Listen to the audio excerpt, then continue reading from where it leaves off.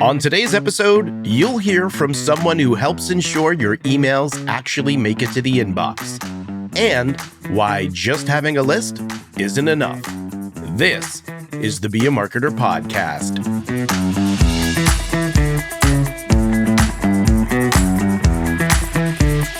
Be a Marketer. My name is Dave Charest, Director of Small Business Success at Constant Contact, and I help small business owners like you make sense of online marketing.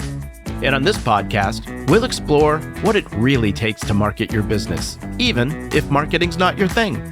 No jargon, no hype, just real stories to inspire you and practical advice you can act on. So remember, friend, you can be a marketer, and at Constant Contact, we're here to help. Well, hello, friend, and thanks for joining us for another episode of the Be a Marketer podcast. Always a pleasure to have you with us, and it's time again to say hello to my podcast better half, Kelsey Carter. Hi, Kelsey. Hi, Dave. How you doing today? I'm doing well. Happy that it's Friday when we're recording this. I know. So it's a good Friday. Hopefully it looks like we got another rainy weekend here in the Boston area, so I know. Probably not be a great weekend, but hopefully it'll still be a good weekend, some time off and to enjoy some family and friends and all of that stuff. And rest is never bad. Well, rest is never bad. I like that as well.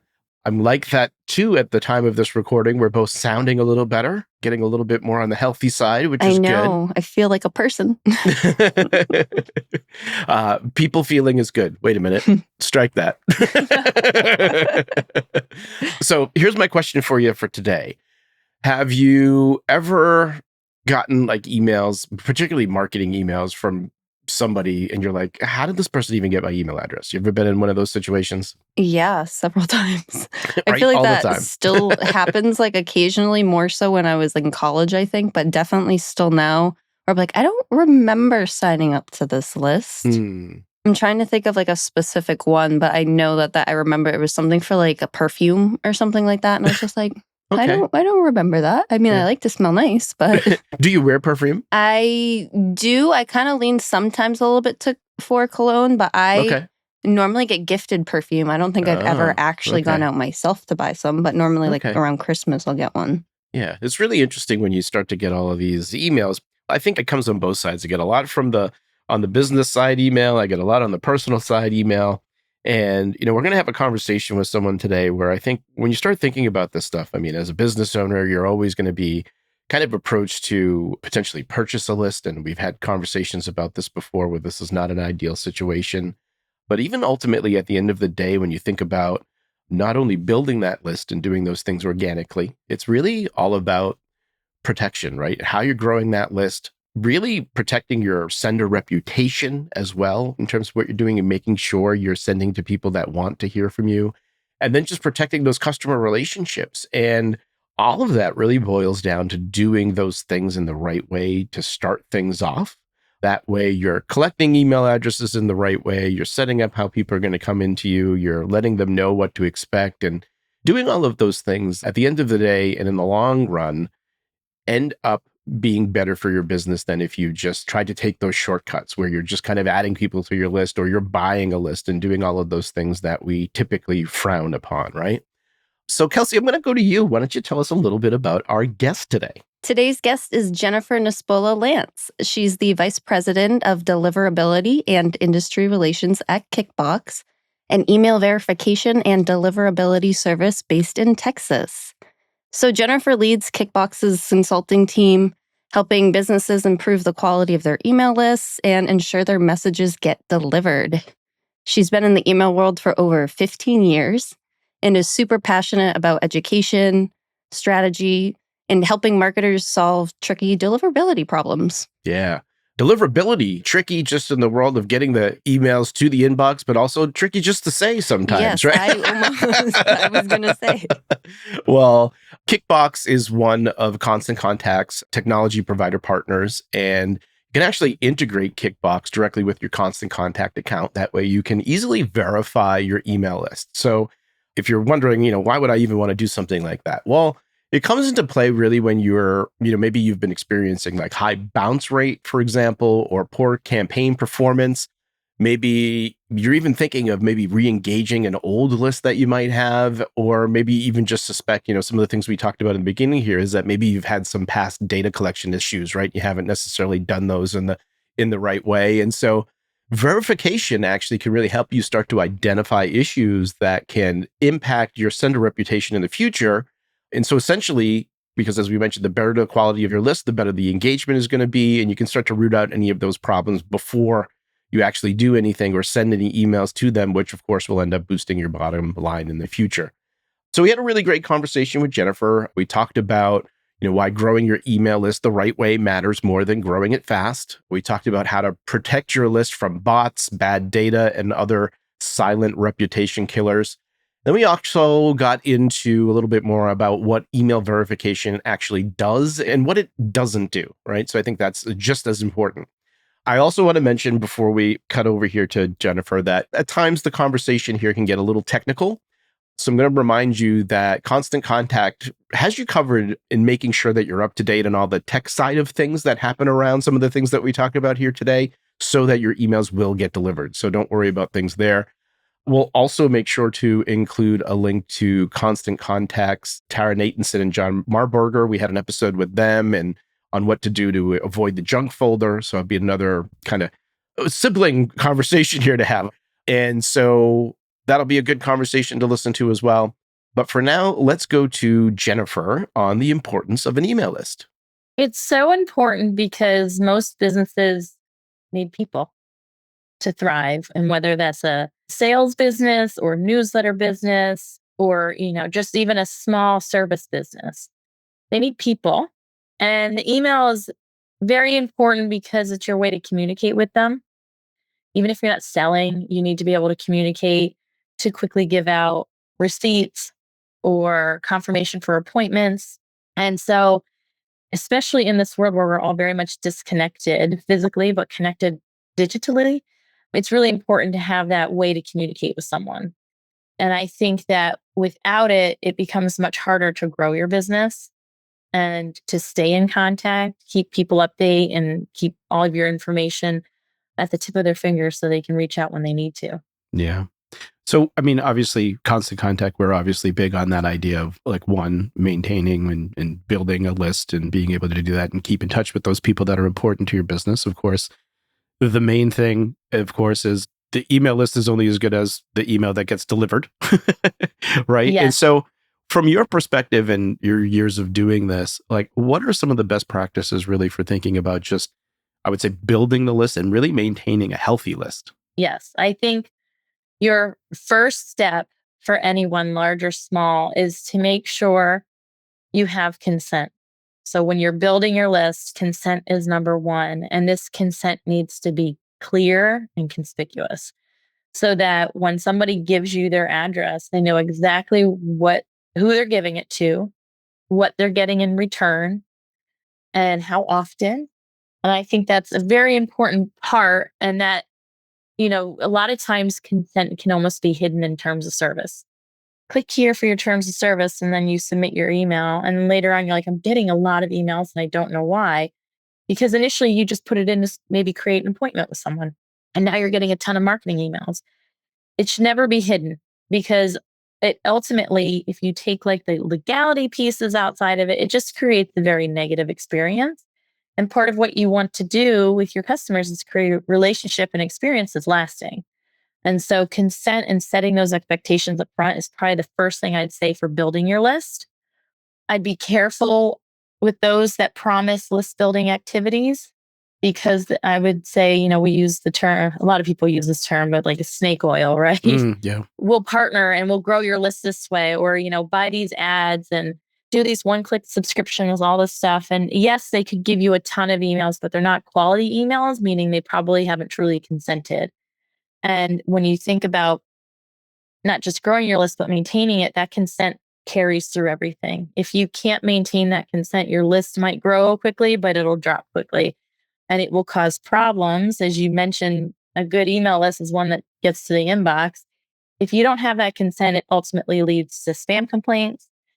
It leads to spam folder placement. And then you're really not performing the way you should. And it's not just for those who don't want your mail. It's generally can impact your overall reputation, which can impact your entire list and those who really do want your mail.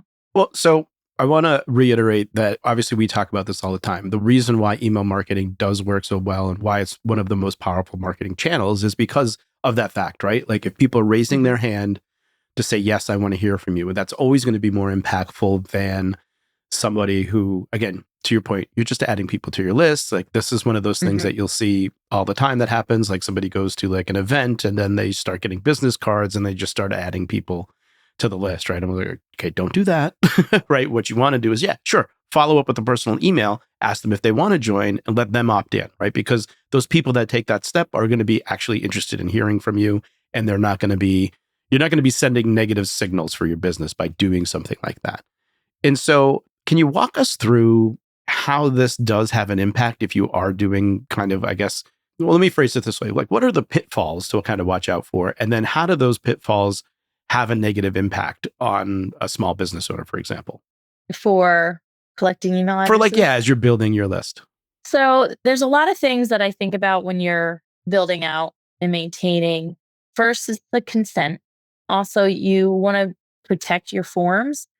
And that can be protected with, you could do some email verification there to help kind of just weed out maybe people who fat fingered their email address and typed it in wrong, right? Yeah. Or if someone's really interested at that point, why lose them if you can go back and say, hey, I think you meant to type in Gmail and not gmail.com. You want to give them a chance to say, oh, yes, I typed it in wrong. This is really my address.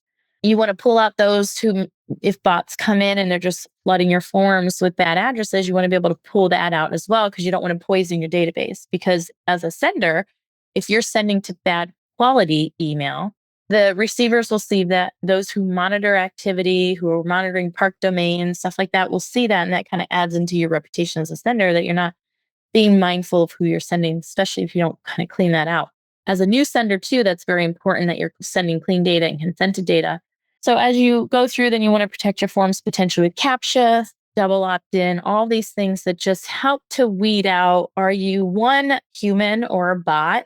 And if I can weed out some of the bots, were you really intending to sign up for this? So it could be that it's a real address, but it was put in accidentally. So you want to make sure the person who's receiving it really does want to receive it. And the downfalls of not doing these basic best practices up front is that, again, it all ties into the experience and what the customers are feeding back to the mailbox providers, whether it's complaints. There are data points that the mailbox providers too will look at and say, this sender is sending to a lot of invalid addresses, or this sender is sending to a lot of inboxes that are alive, but they have no activity. So they exist, but they're really not doing anything. And so it does create an overall view of the sender and what their intent is, because really what you're trying to do is make sure you don't look like a spammer, because spammers don't care who they mail, how much, or how often. Their goal is to get as many people out as possible. Because when you look at some of these like abuse vectors and success for spammers, when you hear about like, I just want to get 17 people out of 2 million clicking, that is ridiculously low, but for them, that's a win. So they just blast a ton, and you want to make sure you don't look like a spammer. Spammers don't care about quality. They just want to get to something that exists to see, hopefully there's a human on the end of that. And your goal instead is to say, I want to get to my customers and give them the best experience and communication as possible. So your data quality really factors into that to show that you as a sender to the mailbox providers and spam filtering companies, that you are truly intending to send these people and you have a purpose behind it. So this is always something that's been curious to me, but like you mentioned sign-up forms, right? And making sure that the data that you're getting entered there is real and not a bot. What's the benefit? Like, why would bots be signing up? Like, why would that happen? That's a good question.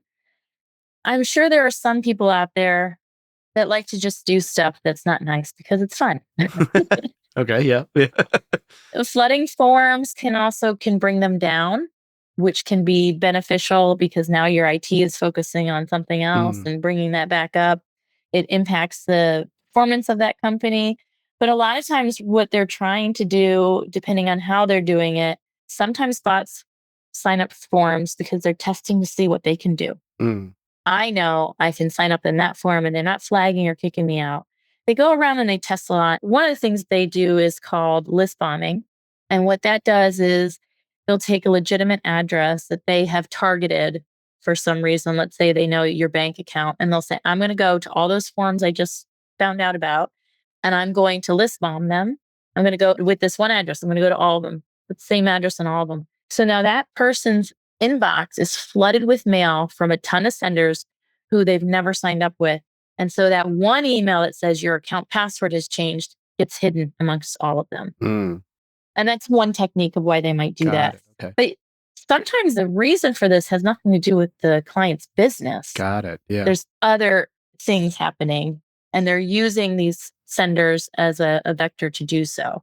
Interesting. It's amazing how many things that you don't really think about that you actually have to be aware of in many instances, right? Mhm.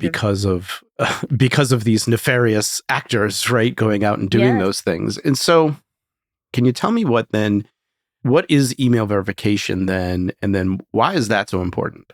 So email verification, and I like to talk about it through API the most because I think that's one of the areas that's most beneficial. And what it is when someone comes in with their email address, at that point, when they submit it, email verification will do an analysis on the email and come back with here's our confidence level on if you can deliver this address, if it has proper syntax, if it might be risky in some way, shape, or form. And then you as a sender can decide what to do with those results.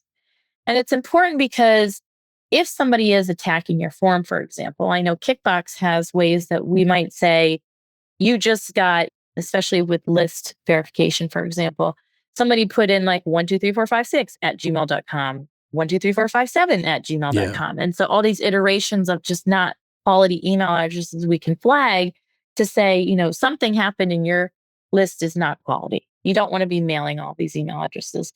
So it's really important. Again, it's not a replacement for consent. But before you even reach out for consent, let's say you are doing double opt-in, you want to make sure you kind of weed out all those dead addresses and they're not necessarily dead, but just addresses that don't have a lot of quality, those who maybe you can't deliver to. Why bother sending and spending money on them, even though it's a little bit? Some people have only a certain number of emails they can send per month.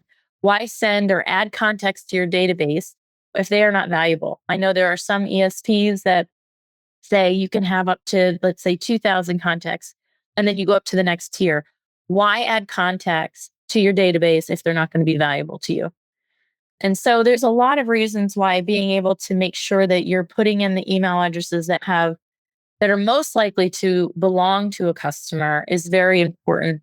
Signals for your ESP, signals for the mailbox providers, and protection of your database. And then from there, you go and get consent and add that second layer of, I feel very confident about this group of customers that I'm going to actually start mailing marketing to.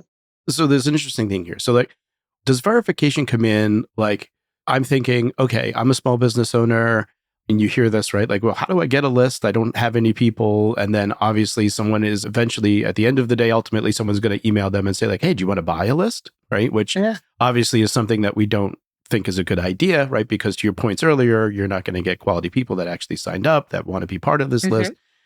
But could I also make an argument and say, well, if I can purchase a list and then verify the email, so is this a way for somebody to purchase a list and then have a better quality list at the end of it? No. Explain. Yeah. I will say Kickbox, in our terms of service, we specifically say if you don't have consent, don't use our service. Got it. And I know other SPs do that as well. And I could go on about buying lists, but I'll keep that on the side for now. But verification is not a replacement for consent. Got it. Verification just helps to, again, keep your database cleaner from those obvious mistakes, potentially bot attacks if you use it the right way. If some companies identify bots, sometimes just through the activity, we can identify bot activity, all that kind of stuff. So it's to help give you the best chance of reaching a real person. But if that person isn't consented, there's nothing verification can do about that. Yeah. There are some companies that can say, but I have signals that this email is very active with all these other brands. But that's still, and maybe it's a prediction or not, but it still does not tell you if you have consent for that Right. user. And that ultimately is what's going to decide what happens. especially whether your brand's known or not, how tolerant that person is of just receiving mail, and if they are even seeing it. Because you could deliver and be like, oh, this person's not complaining, they're wonderful. But if it's going to their spam folder, still not valuable to you either. Right, right. Yeah, I just wanted to reiterate it because I think there's going to be something that's going on in somebody's head, right? I'm with you on that, of course, right? Consent is the main thing. Don't go purchasing list, but I can see how it can be tempting for someone just getting started, right? Yeah, I was just going to say, I have someone in the family who had no idea how to grow a list because they were extremely small business. Yeah. And so they relied on buying a list and it ended up performing very poorly. And it's a struggle. And I feel for small businesses because how can you grow? So a lot of times what the larger companies do is they hope and they build out their SEO strategy. So people searching for them. And sometimes it has to start with almost a grassroots movement within your community. And then you get your feedback and you grow from there. I do not envy small businesses in trying to grow, especially in this day and age. I find purchase lists to be very dangerous too. I just got an email today asking if we could partner for automotive services. And I'm like, I don't work in automotive. Don't know how you got my email. And I complained right away. And I know that will ding them moving forward. So it's very hard, but that is a real danger to your business to buy lists. Yeah, I think that's the equation, right? The temptation may be there, but at the end of the day, it's going to hurt you more than it's going to help you. And so you must stay strong and work to organically build that list, right? Because that's going to be a better for you. Although it may be slower, it's going to build and it's going to be better for you at the end of the day. Can you tell me a little bit about how does Kickbox work with Constant Contact? Yes, definitely. So we have an integration in our application with Constant Contact. You sign up for an account, and then when you add the integration in, and there's great how-to to do this, so it sounds kind of vague over just a podcast, but once you're logged in, then you can, through the application, you can log into Constant Contact, and then your lists will be there, and you can choose if you want to import them or not, because you might have some lists in there that maybe it's a list for unsubscribes or something else.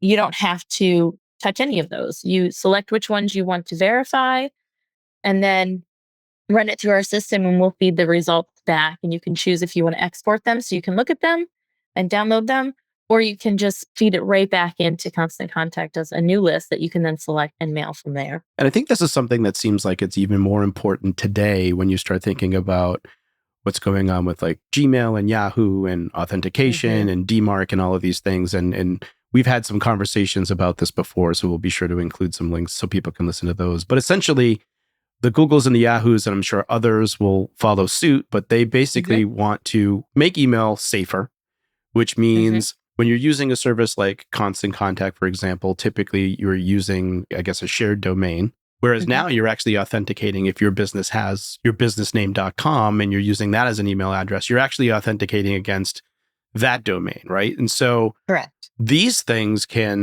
these negative signals that can come through if you are hitting those wrong things and these factors that you're mentioning can actually really have a bigger impact on your business specifically today, correct? Yes. With the move, what they're rolling out is nothing new. It's been best practice for a long time. And it's a way to say, you want to own your activity. So as you start to brand everything as your own, you're owning everything there. It's not being hidden amongst the fold, amongst the wide volume that's going out. And so if your data quality is not there, whether it's consent or if these are mailable addresses, that's going against your reputation. If you think about 30% of emails churn every year, it is important to keep your list up to date. You don't want to have to constantly have emails dropping out. So if you're not mailing them consistently, you need to be able to check on them. But these things now go against your domain, especially if you're authenticating with your domains. And I know that that is a struggle for some senders as well, is just getting their domain up and running and authenticated. But now the idea is that senders need to own their reputation. Individual senders need to own it instead of an ESP owning it or some other domain shared service owning it. And it helps, like you said, to make the ecosystem safer. Because if the mailbox providers can identify activity owned coming from a domain instead of a service, they're better equipped to say, this one truly is a bad sender. And this one has a lot of really great signals that I can trust it more. So then if something weird happens, they can look and say, maybe that sender was compromised or maybe something else came from it because this is not typical behavior for them. Mm. So we've done the consent. We Mhm. have a clean list, regardless of how big that may be, right? But we're getting started and we've got, a good list of people. We know they want to hear from us. They've been verified. What happens when you get to this point where maybe you have some people on that list that are not engaging, right? They're not opening, they're not Mhm. clicking, they're not doing anything. Is there anything that we can do to re-engage them? When should we do we ever want to let those people go? Like, how do we approach thinking through something like that? That's a great question. And that too is a part of your list maintenance. The whens are hard for me to specify because it's really dependent upon your business. So, a business where you buy maybe once a quarter or once every few years, that's going to have a different retention and plan than someone who you're like, my customers are buying baby wipes and they need to buy them every 2 weeks or whatever the product is, or even service or a newsletter. If you have a weekly newsletter, ideally someone's going to be reading it. And if a year goes by and they haven't read it once, they likely aren't engaged anymore. So you can re-engage though. You don't necessarily, it's really hard to say goodbye to an email address. I think people struggle with that quite a bit because they know there's value there. And so you have to determine what that value is and when that value starts to degrade. So a lot of this, the hardest part is the data aspect of it, but you can test a little bit. You can try re-engagement, and that re-engagement can be done in many ways. So some platforms automatically filter out people who don't engage after a certain period of time. And so when they start to hit that threshold, especially if you can change it, depending on your business, you could say, all right, if at 6 months they haven't engaged, I'm going to reach out with a we miss you or something like that, something really enticing to see if they click on that. And if they're not clicking on that, then maybe I reach out and ask them if they want to stay subscribed. Now, that's a little bit later with permission. And you really have to understand what your business is. And it's very hard because, like, I have a newsletter that I follow, but I rarely read it because I have too much going on. But I purposely have it saved somewhere else. Now, if I go in there and I find they stop mailing me, I will get back on the list. So if you do remove people, I would say don't fear.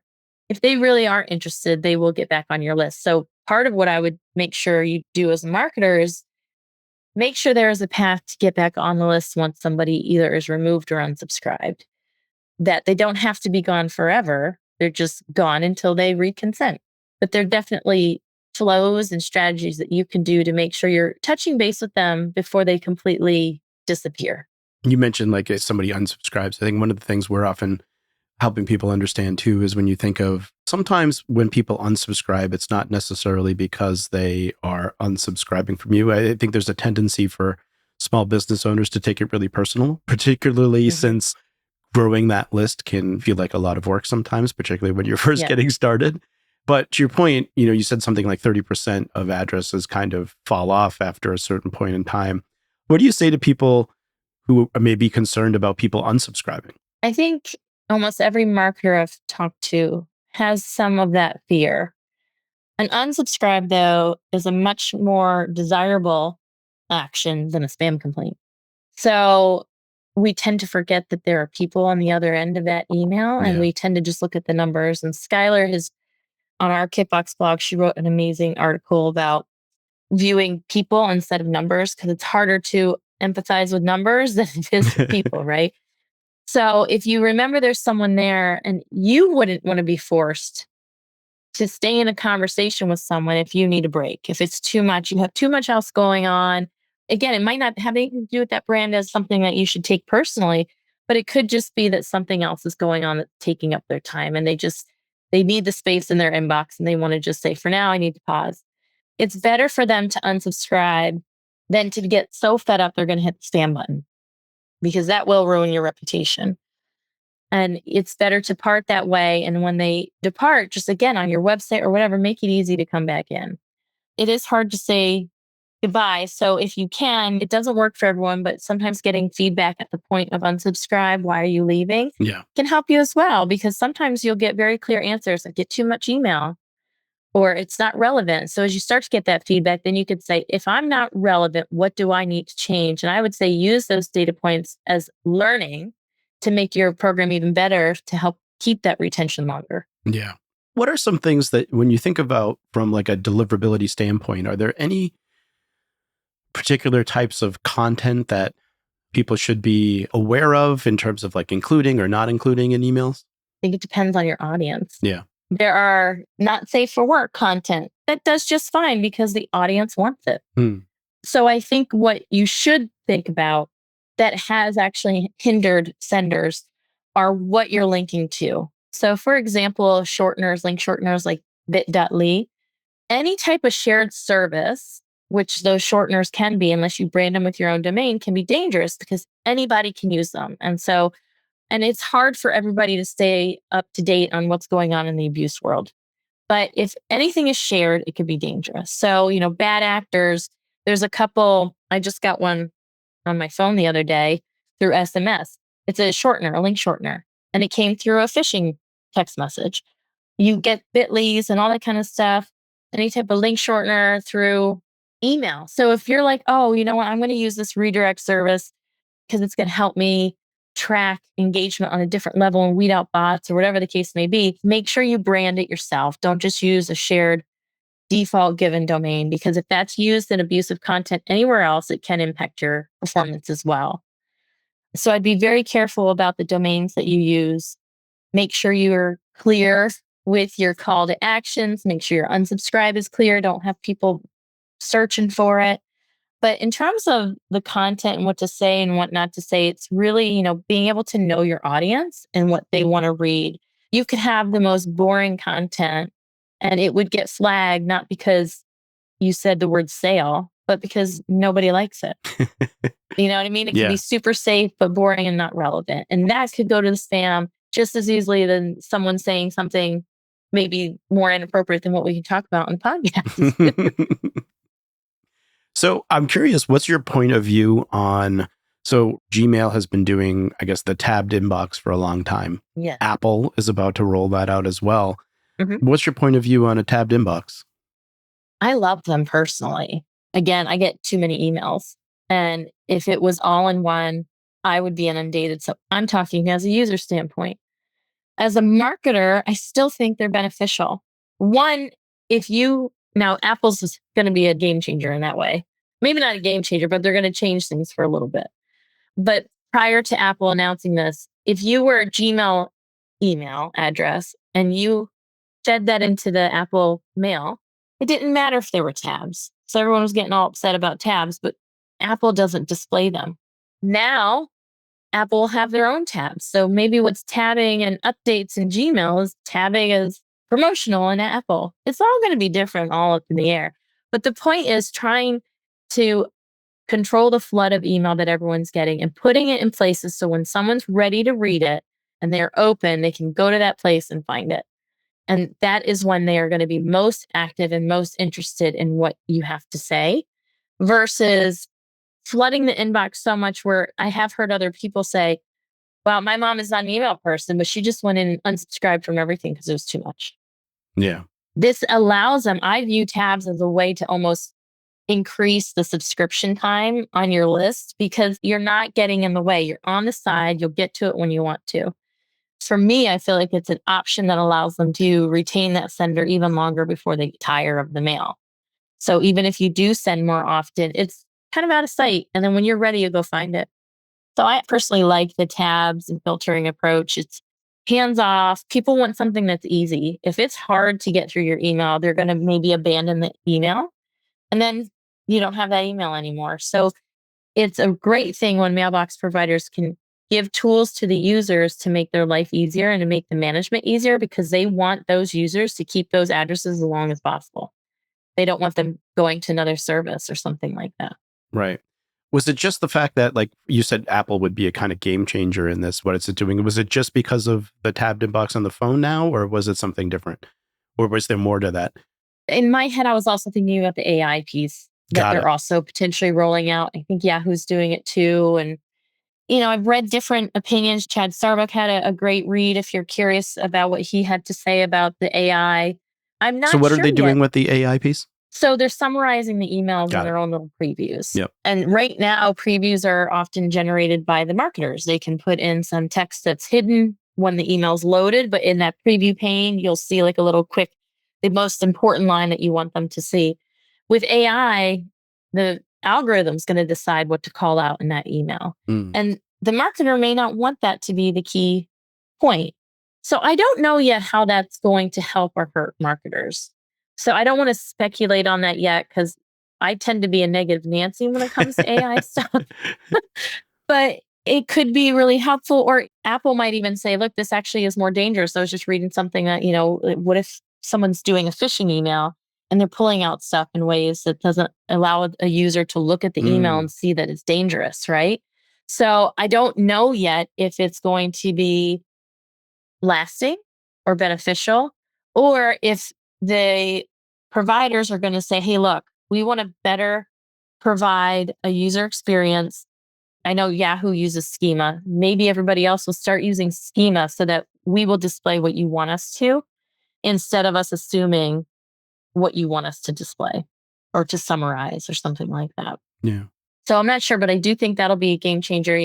Chad Starbuck was mentioning like people may not open anymore if they have the summary right there. And then how do you tell who's engaged? And if you can't tell who's engaged, how do you select the group of people that will tell the mailbox providers that they want your mail? So the same thing that happened with NPP, it muddied the waters to make it harder for senders to figure out who's best to mail to make sure your reputation stays intact.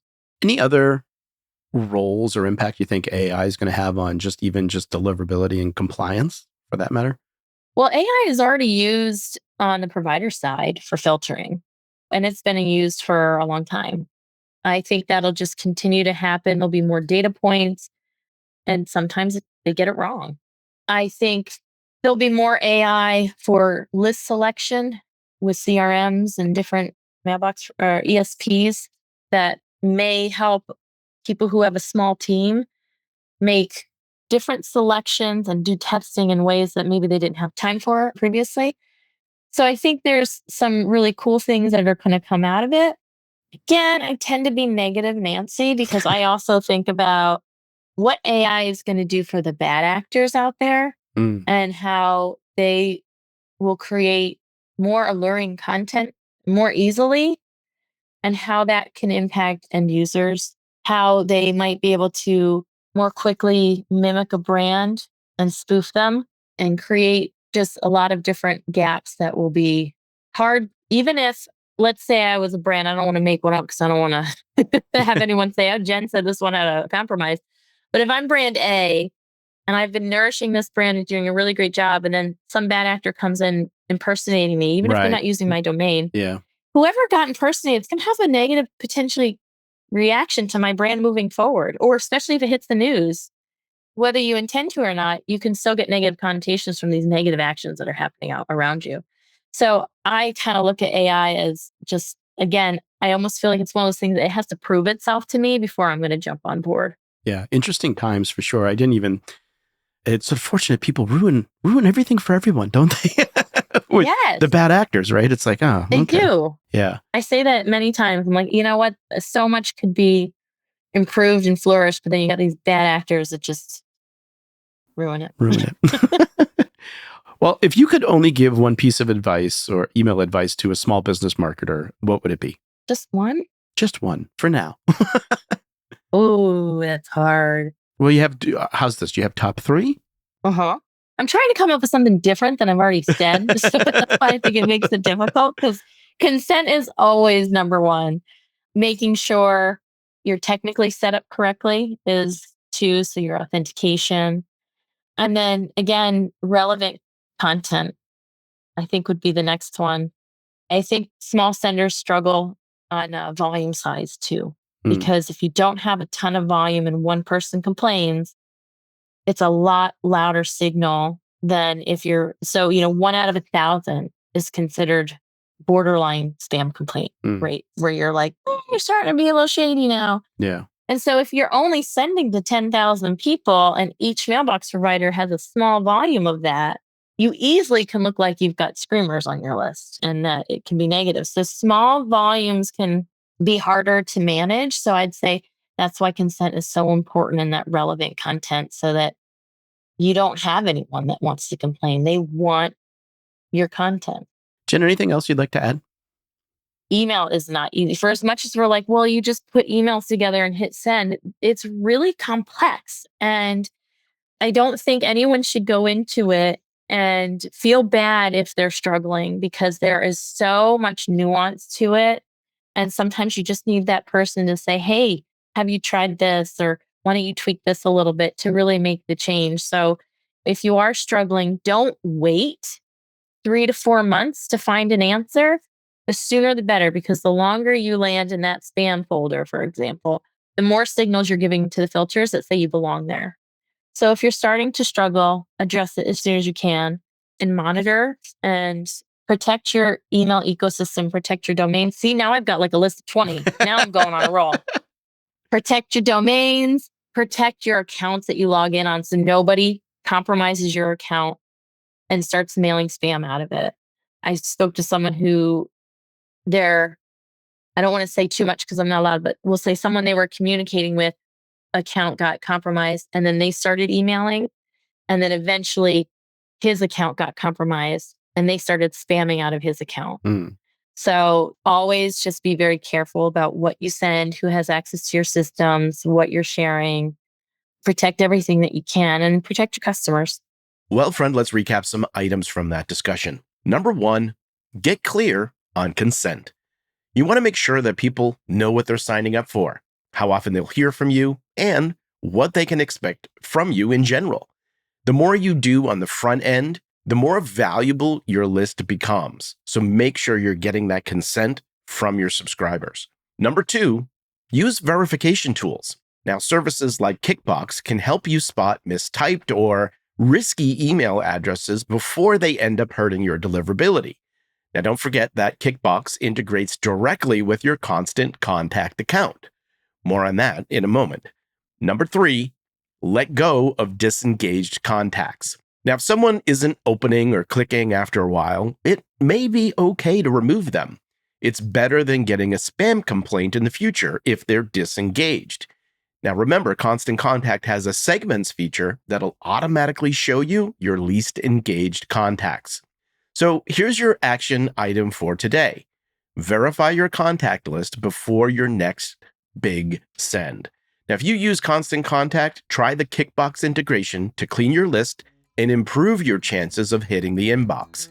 It's an easy way to boost your deliverability and protect your reputation. As always, you'll find more details in the show notes. I hope you enjoyed this episode of the Be a Marketer podcast. Please take a moment to leave us a review. Just go to ratethispodcast.com/BAM. Your honest feedback will help other small business marketers like yourself find the show. That's ratethispodcast.com/BAM. Well, friend, I hope you enjoy the rest of your day and continued success to you and your business.